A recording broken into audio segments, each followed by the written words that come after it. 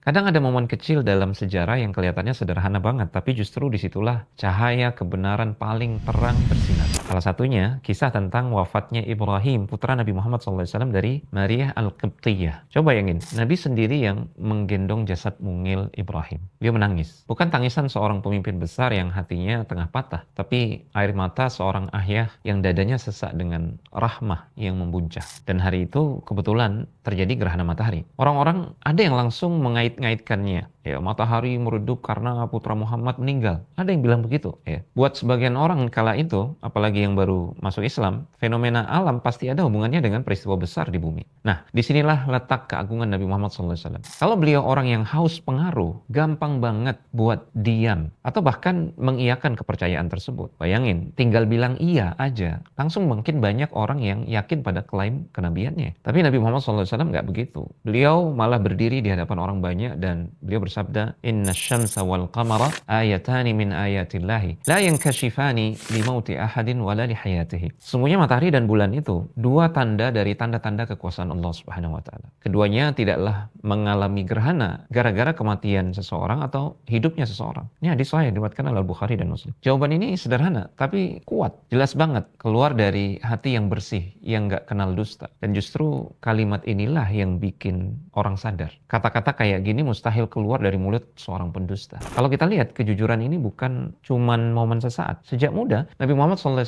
sudah digelari Al-Amin, yang terpercaya. Gelar ini bukan datang dari para pengikut fanatik, tapi dari seluruh masyarakat, termasuk orang-orang yang nantinya jadi musuh beliau. Nggak ada satupun catatan yang bilang Nabi SAW pernah bohong. Baik soal hal besar maupun remeh. Bandingin sama orang yang ngaku-ngaku jadi nabi palsu. Biasanya mereka justru memelintir tanda-tanda alam biar kelihatan semakin sakti. Tapi Nabi SAW enggak. Beliau malah luruskan pemahaman orang supaya enggak terjebak mitos ya atau hal-hal yang sifatnya klinik takhayul. Beliau mengarahkan hati manusia langsung kepada Allah Subhanahu wa taala. Itulah bedanya. Kejujuran beliau bukan sekedar akhlak mulia, tapi juga tanda kenabian. Karena nggak mungkin ada seorang pendusta yang bisa konsisten jujur sepanjang hidupnya. Nggak mungkin. Dalam suka maupun duka, dalam keadaan lapang maupun sempit, cepat atau lambat, kebohongan pasti terbongkar. Tapi Nabi Muhammad SAW hingga akhir hayatnya, kejujuran itu nggak pernah luntur dari beliau. Peristiwa kecil wafatnya Ibrahim dan gerhana matahari ini justru jadi cermin jelas bahwa Nabi SAW tidak sedang membangun mitos, tidak sedang bikin kultus, tidak sedang menipu manusia. Beliau hanya menyampaikan kebenaran dari Allah Subhanahu wa taala. Emile Durkheim, seorang orientalis asal Perancis, dia sampai bilang ketika mengomentari peristiwa wafatnya Ibrahim ini, kalimat Nabi hari itu, kata dia, ya, nggak mungkin diucapkan oleh seorang pendusta. Itu hanya bisa lahir dari hati seorang Rasul yang hidup